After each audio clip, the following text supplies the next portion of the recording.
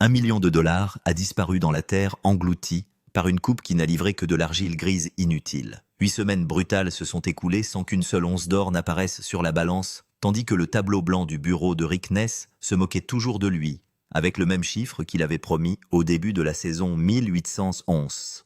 Il ne restait que 4 semaines avant que l'hiver ne mette fin à tout, et avec la hausse des prix de l'or plus haut que jamais, la pression semblait insupportable. Ce n'était plus seulement une malchance, cela devenait le plus gros pari de toute la carrière de Rick. Rick a essayé de projeter de la confiance alors même que les murs se refermaient autour de lui.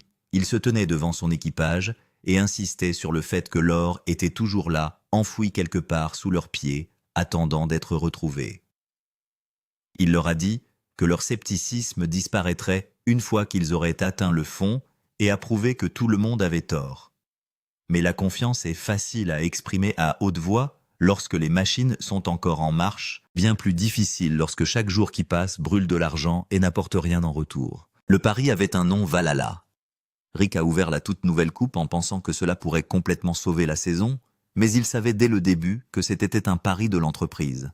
Il ne risquait pas simplement d'accorder des primes à son équipage ou de réduire ses marges bénéficiaires.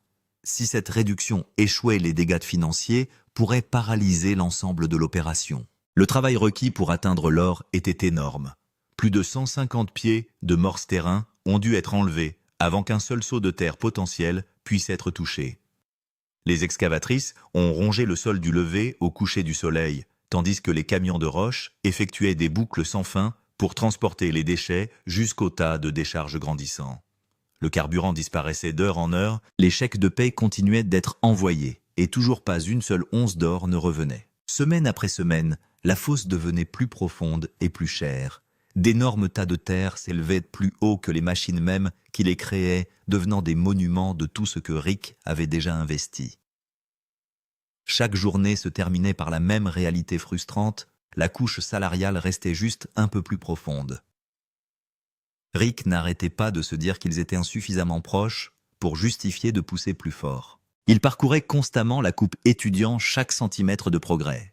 Il a mesuré la quantité de morts-terrain restant et a calculé mentalement le coût de chaque journée supplémentaire. Les dépenses en carburant ont grimpé. Les heures d'équipement se sont accumulées. La paie a continué à drainer de l'argent de l'entreprise tandis que la partie revenu du grand livre est restée complètement vide. Puis finalement, après 7 semaines épuisantes, ils atteignirent la couche qui était censée tout sauver. Rick et ses opérateurs ont regardé vers le bas, s'attendant à voir de riches salaires les attendre en dessous d'eux. Au lieu de cela, ils ont trouvé de l'argile grise et lisse. Cela ne valait rien. Il n'y avait pas d'or. Il n'y avait pas de niveau de rémunération. Il y a eu seulement la constatation accablante qu'1 million de dollars avait disparu dans un trou qui n'offrait absolument rien en retour. Rick se tenait au bas de cette coupure, appuya sa main contre le mur d'argile et comprit instantanément la vérité. Le sol lui disait tout, il n'y avait jamais eu d'or à cette profondeur. Ce moment a été dévastateur car cela signifiait que tous les sacrifices n'avaient servi à rien. 7 semaines de décapage, des coûts de carburant interminables, obligations salariales, usure du matériel. Tout cela leur avait valu 150 pieds d'échec. La coupure qui était censée sauver la saison l'avait presque détruite. D'autres mineurs ont rapidement remarqué le désastre de Rick et ont vu une opportunité. Des offres ont commencé à arriver de la part de personnes souhaitant acheter directement la concession. Certains ont été directs, lui disant de mettre un prix sur la table et de s'en aller avant que les choses n'empirent. La pression pour vendre est devenue bien réelle. Rick a refusé. Il n'a pas vendu et n'a pas abandonné. Mais rester signifiait accepter une réalité encore plus dure. Il devait maintenant se remettre d'un désastre d'1 million de dollars, alors qu'il ne lui restait que quelques semaines avant que l'hiver ne gèle le sol. Il n'y avait plus de marge pour une autre erreur. Les chiffres étaient brutaux. 7 semaines perdues au Valhalla. Des factures de carburant énormes, charges salariales, des pièces ont brûlé, un équipement poussé à l'extrême, et après tout cela, le total d'or de la saison est resté inchangé. 0. Rick étudiait les mathématiques à plusieurs reprises, espérant que les chiffres deviendraient moins laids. Ils ne l'ont jamais fait. La conclusion restait la même à chaque fois si le coup suivant échouait, la saison était terminée. Quoi qu'il arrive, ensuite, il fallait produire de l'or immédiatement. Il ne restait plus qu'une seule option Vegas Valley. C'était la dernière coupe sur le Claims qui avait jamais livré de l'or important. La fosse de 200 pieds de profondeur avait déjà sauvé Rick une fois alors que d'autres zones sous-performaient. Il contenait encore des saletés intactes de la saison précédente et cela représentait désormais sa dernière chance. Rick a éloigné son équipe de la coupe morte de Valhalla et a tout redirigé vers Vegas Valley. Derrière eux se trouvait une cicatrice géante dans la terre qui représentait $1 million d'efforts inutiles. Devant eux se trouvait une dernière opportunité qui devait fonctionner. Le moment n'aurait pas pu être pire. L'hiver approchait à grands pas et le sol allait bientôt geler. Rick a calculé qu'il lui fallait environ 350 onces chaque semaine pour atteindre son objectif initial de 1800 onces. C'était un objectif énorme, plus élevé que ce que Vegas Valley avait toujours atteint auparavant. Même Rick a admis que c'était un autre pari. L'équipage le savait aussi. Ils avaient déjà lancé les dés une fois dans le passé sur Vegas Valley, et maintenant, ils parient à nouveau dessus, parce qu'ils n'ont plus d'autre choix. L'opérateur Bailey Carton est monté dans la pelle, et s'est immédiatement mis au travail. Des seaux après seaux de terre payante ont été chargés dans des camions de roche en attente et transportés vers le stock près de Monster Red. Charge après charge traversait le Claim, alors que les stocks commençaient à grossir d'heure en heure. Dans l'après-midi, le tas s'étendait le long du lavoir. À la fin du quart de travail, il était devenu suffisamment grand pour permettre à Monster Red de fonctionner à pleine capacité pendant une journée entière. Pour la première fois depuis des semaines, il y avait enfin une raison de croire. La saleté était complètement différente de celle du désastre de Valhalla. Ce n'était pas de l'argile inutile. C'était une terre sombre et lourde qui ressemblait exactement au sol aurifère dont Rick se souvenait de la saison dernière. Les godets de la pelle sont arrivés chargés et les camions ont fléchi sous le poids. Rick se tenait au bord de la coupure et observait attentivement. Il étudia la couleur de la terre. Il regarda chaque camion transporter une autre lourde charge. Chaque signe indiquait une conclusion, l'or était enfin là. Mais il restait un problème majeur. Monster Red était resté silencieux depuis près de 2 mois. L'usine de lavage avait été fermée pendant que l'équipage mettait tout dans le pari raté du Valhalla. Les ceintures ne bougeaient plus. Les conduites d'eau avaient été vidées. Les nattes d'écluses avaient été retirées et rangées. La machine était restée en sommeil pendant que la saison de Rick s'effondrait presque autour de lui. Maintenant, avec sa dernière chance posée en tas massif à côté de l'usine, tout dépendait de la capacité de Monster Red à revenir à la vie. Après avoir perdu $1 million dans un trou rempli d'argile, il ne restait plus qu'un dernier coup à Rick Ness, et cette fois l'échec mettrait fin à tout. Aujourd'hui, l'usine redémarre. Cela fait presque 2 mois ici que nous n'avons pas obtenu d'or, et cette usine fait fonctionner tout cela. Alors oui, il était temps. Nous en avons besoin. Tout l'or que nous avons trouvé ce printemps a presque disparu. C'est donc comme si nous repartions de zéro. Kyle exécute la séquence de démarrage. Les pompes s'enclenchent. Le convoyeur commence à bouger. Le Grizzly gronde. Des jets d'eau s'abattent sur l'écluse. Ryan travaille à l'extrémité des résidus, dégageant les conduites et vérifiant le flux. La machine prend vie pièce par pièce, section par section, jusqu'à ce que l'ensemble de l'usine fonctionne à pleine capacité pour la première fois depuis avant Valhalla. Rick regarde le premier seau de salaire de Vegas Valley entrer dans la trémie. Kyle nourrit la charge. La paille passe par la machine, l'écluse coule, les résidus s'écoulent par l'arrière. Monster Red fait exactement ce pourquoi il avait été conçu. Et pour la première fois depuis 8 semaines, la saleté des salaires y passe. Bailey communique par radio depuis la coupe que contient le stock. Un autre chargement est déjà en route. Les camions continuent d'avancer. L'usine continue de fonctionner. La couche salariale de Vegas Valley tient le coup sous le godet de la pelle. Ce n'est pas de l'argile, c'est le terrain aurifère dont Rick se souvient. L'équipage s'installe dans un rythme. Monster Red retire son salaire. Bailey nourrit le stock. Les camions de rock parcourent leur boucle. Le changement se déroule sans problème depuis le démarrage jusqu'à l'après-midi. Pas de panne, pas d'arrêt. La première journée complète d'éclusage en près de 2 mois est enfin prévue. Rick parcourt toute la longueur de l'usine une fois la paie en cours. Il vérifie l'écluse. Il vérifie les résidus. Il vérifie les tapis. Tout bouge comme il est censé bouger. Il reste 4 semaines à la saison. Et pour la première fois depuis la mort de Valhalla, l'or arrive sur les tapis. L'or arrive sur les tapis. La première journée complète d'éclusage à Vegas Valley se déroule sans problème. Bailey Carton maintient le stock alimenté à partir de la coupe. Monster Red fait passer les salaires par l'écluse du démarrage à l'arrêt. Pour la première fois depuis avant Valhalla, Le rythme de l'opération reprend. Le mécanicien Ryan nettoie les résidus à l'arrière de Monster Red. Kyle nourrit la trémie. Les chauffeurs de camions de Roche, Chris et Kyle tirent leur salaire du stock pour alimenter l'usine. Bailey reste dans la pelle dans la tranchée remplissant les camions aussi vite qu'ils peuvent revenir de l'usine. L'équipage est petit. Rick a réduit ses effectifs à la fin de la saison. Tous ceux qui sont encore sur les revendications font double emploi. Je fais pression pour ces très longues journées en ce moment. C'est dur pour tout le monde, mais nous voulons tous nous en sortir et payer le plus rapidement possible et avoir autant de temps que possible. L'or atteint des niveaux records. Le marché évolue à des niveaux qui transforment chaque once de salaire en argent réel. Rick sait exactement ce que cela signifie. L'or n'a jamais eu autant de valeur dans sa carrière. Et il se trouve à la fin de la saison avec une station de lavage qui n'a pas fonctionné depuis 2 mois et un trou d'1 million de dollars derrière lui. Chaque heure passée à écluser d'ici jusqu'au gel compte pour plus qu'elle ne l'aurait jamais été il y a 1 an. Le prix record de l'or signifie également que chaque heure d'arrêt de l'usine coûte plus cher qu'elle ne l'aurait jamais fait. Chaque camion cassé, chaque écluse de vidange, chaque après-midi perdu est comparé à un prix au comptant qui est plus élevé que celui que Rick n'a jamais extrait. Le même désastre à Valhalla aurait été douloureux à tout prix, aux prix actuels c'est pire. Et la même reprise à Vegas Valley est également plus précieuse qu'elle ne l'aurait été. Chaque tranche de salaire qui passe à travers le monstre rouge vaut le plus qu'elle ait jamais eu sur cette réclamation. La paix continue d'évoluer. Chris et Kyle font tourner les camions de roche sur le stock pour planter la boucle. Kyle maintient la trémie alimentée en adaptant le taux de charge à la capacité de l'usine. Ryan travaille les résidus en gardant les lignes claires et le débit stable. Rick parcourt l'usine en regardant l'écluse, en regardant l'eau, en regardant les tapis. Il ne parle pas pendant de longues périodes. Il se tient la main sur le rail rouge monstre et regarde la paix passer à travers la machine. La boucle devient mécanique. Bailey remplit un camion à la coupe.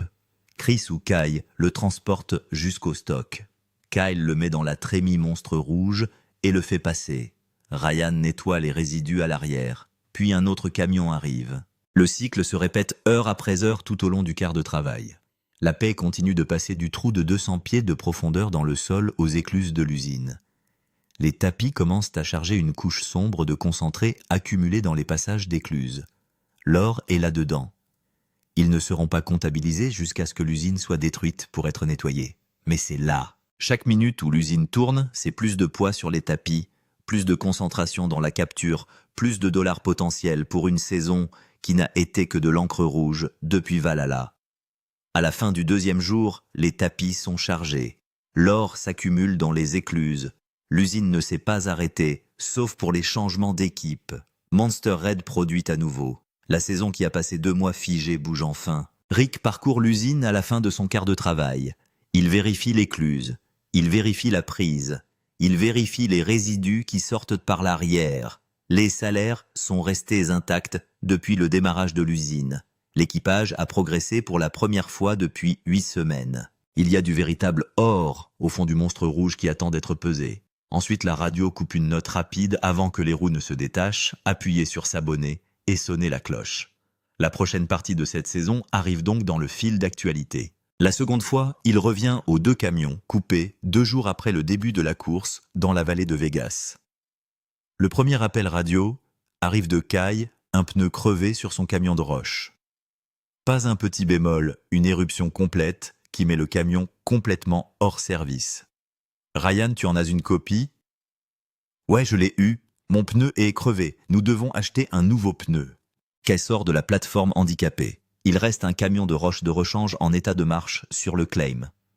Kyle s'y lance pour continuer à payer, pendant que Kyle et Ryan regardent l'appartement. L'horloge des réparations est déjà en marche. Le 2e appel radio arrive de Chris. Son camion fait un bruit sourd dans la zone de transmission. Ryan se dirige vers l'arrière de la plateforme et écoute. Le son est incomparable. L'arbre de transmission est en marche ou il est déjà parti. Ce serait le 3e arbre de transmission cassé de la saison. 3 en une saison. Rick appelle Kyle par radio. Arrêtez l'usine. Kyle tire le fil. Hé, Kyle, tu en as une copie? Ouais, vas-y. Hé, ferme l'usine, mec. Nous avons déjà 2 camions en panne. Très bien, je vais l'arrêter. Le salaire cesse de se déplacer vers la trémie. Monster Red se tait. L'écluse s'écoule. Après 2 jours de nettoyage, après avoir enfin vu les salaires circuler à nouveau dans l'usine, toute l'opération s'arrête. Le problème des stocks est la vraie histoire. Il reste à Rick une transmission de rechange sur le Claims. 1. Après 2 pannes d'arbres de transmission précédentes cette saison, il s'agit du dernier remplacement. Le pneu du camion de Kai était la dernière roue de secours. Les 2 pièces de sauvegarde critiques sont sur le point d'être brûlées le même après-midi. Si quelque chose d'autre casse après aujourd'hui, il n'y a rien à échanger. Kyle saute de l'usine de lavage et retire le pneu endommagé du camion de roche de Kai. Le pneu est cassé. Kyle en met un nouveau en place et démarre la monture. Les pattes se détachent. Le vieux pneu tombe. Le pneu neuf monte. L'air entre. Ryan rampe sous le camion de Chris et commence à déchirer la transmission. Le joug coulissant sort. L'arbre se détache. Ryan positionne la nouvelle transmission. Il travaille les boulons. Il vérifie l'alignement. La clé dynamométrique sort. Les travaux sur les 2 camions se déroulent en parallèle. Kyle sur le pneu. Ryan sous la transmission. La transmission de rechange sort du stockage. La roue de secours se détache du support. Les 2 éléments d'inventaire sont consommés le même après-midi. Chaque boulon qui entre est un boulon qui ne peut pas être remplacé si quelque chose d'autre tombe en panne. Chaque pouce de caoutchouc neuf monté sur le camion de Kai est le dernier pouce de caoutchouc de rechange sur la réclamation. Rick arpente la cour pendant que les réparations sont en cours. Chaque minute où l'usine est froide est 1 minute où la paie ne bouge pas. Chaque minute où la paie ne bouge pas est 1 minute retirée à la fin d'une saison qui est déjà à 4 semaines du gel. Les temps d'arrêt à ce stade du calendrier ne sont pas récupérables. L'hiver ne négocie pas. Le sol gèle quand il gèle. Ryan obtient la nouvelle transmission et sous le camion de Chris. Le joug coulissant rentre. Les boulons se serrent. Chris reçoit un appel l'informant qu'il est de retour dans le jeu. Il monte dans la cabine et le camion roule. Kyle termine le pneu. La nouvelle roue est montée. L'air entre. Le camion est prêt à transporter. Kai remonte dans sa propre plateforme. 2 heures. C'est le temps que prend la réparation. 2 heures de travail sur la transmission. 2 heures de travail sur les pneus. 2 heures sans salaire en passant par Monster Red. Lorsque les 2 camions repartent enfin, le stock de pièces de rechange est nul. Fini les transmissions. Plus de pneus. Un échec de plus n'importe où dans la flotte de camions de roche et la saison s'arrête.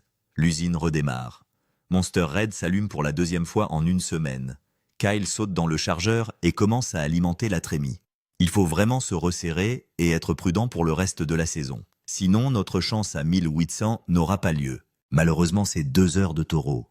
Nous n'avons même pas fait ça là-bas. Les temps d'arrêt sont cruciaux. Chaque minute s'additionne ici, et surtout quand l'hiver approche à grands pas. Rallumez le feu. Allumez. Je vais sauter dans ce chargeur. Les camions Rock de Bailey sont payés à partir du stock. Ryan travaille les résidus. Chris et Kai font des allers-retours entre la coupe et la plante. Personne ne dit grand-chose. L'équipage est sur le site depuis le lever du soleil. La réparation a mangé le milieu de la journée. Il reste de la lumière, il reste du salaire et une usine qui fonctionne enfin proprement. L'écluse coule, le shaker bouge, les jets d'eau reprennent. Payer la saleté, recommence à traverser le Grizzly. Bailey annonce par radio depuis le cut qu'un autre chargement est en route. Kyle travaille à la trémie. Ryan garde les résidus dégagés. Chris et Kai continuent de tourner. Rick parcourt l'usine. Il vérifie le fonctionnement des écluses. Il vérifie les tapis. Il vérifie les résidus qui sortent par l'arrière. Tout tient. La réparation tient. La plante tient. L'équipage tient. L'après-midi se termine par la soirée. Bailey reste dans la pelle pendant le chargement des camions. Chris et Kai alternent entre la coupe et la plante. La nouvelle transmission et le nouveau pneu résistent tous 2 aux travaux. Kyle alimente charge après charge dans la trémie. Ryan reste à l'arrière de Monster Red pour garder les résidus dégagés. La paille bouge. Le quart de travail se termine proprement. Monster Red fonctionne à partir du moment où les réparations sont terminées jusqu'à l'arrêt. L'or s'accumule sur les nattes. Lorsque l'usine se calme enfin pour la nuit, il y a un vrai salaire dans les prises qui n'ont pas encore été pesées. Rick se promène dans la cour après l'arrêt. Il vérifie les réservoirs de carburant. Il vérifie les camions. Il vérifie l'usine une fois de plus avant que les lumières ne s'éteignent. La transmission du camion de Chris tient. Le nouveau pneu du camion de Kai tient. Les tapis d'écluse sont chargés. Demain, l'usine redémarre. Chaque déplacement entre ici et le gel doit compter. Et chaque once sur les tapis doit compter double. La première entrée. À la fin de la course, Kyle tire les tapis. Les concentrés proviennent des écluses. Le matériau passe par le processus de nettoyage. Le matériau le plus fin va dans le moule final. Le nettoyage prend du temps. Les concentrés sont réduits. Les matériaux les plus lourds se déposent. L'or se sépare du sable noir. Kyle et Ryan travaillent en la poêle à travers les étapes. La pile se rétrécit. La couleur apparaît. Au moment où le matériau est prêt à être mis à l'échelle, il s'agit d'un tas concentré d'or propre. Rick se tient devant la balance. Bailey, Kyle, Ryan, Chris et Kai se rassemblent autour de la table. La casserole continue. L'échelle commence à grimper. 10, 20, 30, 50, 80. La pièce devient silencieuse. 95, 97, 98, 100. Ça continue de grimper. Lorsque la balance se stabilise, enfin, elle indique 105,4 onces. Les 100 premières onces du début de la saison sont déjà dans le coffre-fort. Wow, 10, 20, 30. Ça s'en va. Où en sommes-nous? 95, 80, 17, 80, 18, 100. 105,4. C'est bien, mec. Plus 100, cela fait donc 205,4. 205,4. Ouais. Le total de ce lavage, ajouté au sang déjà en réserve, s'élève à 205,4 onces. Au prix record de l'or, la valeur de ce lavage s'élève à 6 chiffres. Le nombre en dollars évolue avec le prix au comptant, mais le poids de l'or sur la balance est réel, et il se trouve devant l'équipage. L'objectif pour la semaine était de 350 onces. La pesée entre en ligne de compte. Ce n'est pas le rythme dont Rick a besoin pour atteindre 1800 onces d'ici la fin de la saison, mais c'est la première médaille d'or à atteindre la balance depuis avant Valhalla. C'est la première preuve que le retour à Vegas Valley était la bonne décision. C'est le premier signe que l'équipe réduite et l'usine fatiguée peuvent encore produire de l'or véritable à partir de cette concession. Rick regarde la pile sur la balance. Il dit catégoriquement à l'équipage que sans qu'ils tiennent le coup pendant la pire période de la saison, la pesée n'aura pas lieu. Les vautours tournaient en rond.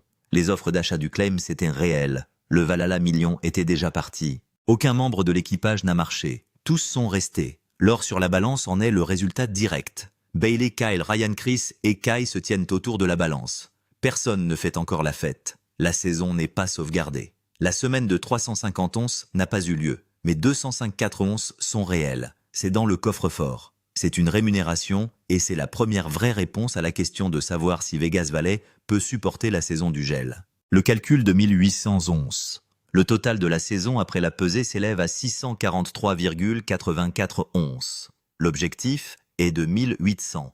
L'écart est de 1156 onces. Le calendrier indique 4 semaines avant le gel. Pour couvrir 1156 onces en 4 semaines, Rick doit produire en moyenne environ 290 onces par semaine d'ici la fin de la saison. Chaque semaine, pas de panne, pas de retard météorologique, pas de point faible dans la paix de la Vegas Valley, plus de pannes de camions de roche, plus d'arbres de transmission. Son meilleur rythme soutenu cette année n'a pas atteint 290. Sa meilleure semaine complète s'est déroulée sous l'objectif. La saison a été définie par des interruptions et non par des courses. 2 mois de sécheresse en or, une coupe nette d'1 million de dollars, 3 arbres de transmission cassés, le dernier pneu de secours brûlé, la dernière transmission de rechange brûlée. La marge d'erreur a déjà disparu et l'horloge continue de tourner. 290 onces par semaine se répartissent en environ 42 onces par jour sur une opération de 7 jours, ou plus près de 58 onces par jour si le plan ne dure que 6 jours. L'un ou l'autre nombre est supérieur à ce que la pesée de 205,4 onces implique sur une base quotidienne à partir de la course la plus récente. Les calculs disent à Rick que même avec le renfort de Monster Red, même avec la production de Vegas Valley, même avec l'équipe qui pousse, le rythme doit s'accélérer par rapport à ce qu'il est actuellement. L'objectif de 1800 onces est toujours sur le tableau blanc. Sur le plan mathématique, cela nécessite que Vegas Valley livre à un rythme plus élevé que tout ce que Rick a extrait cette saison maintenue pendant chaque semaine restante avec 0 panne d'équipement et une flotte déjà en panne à plusieurs reprises.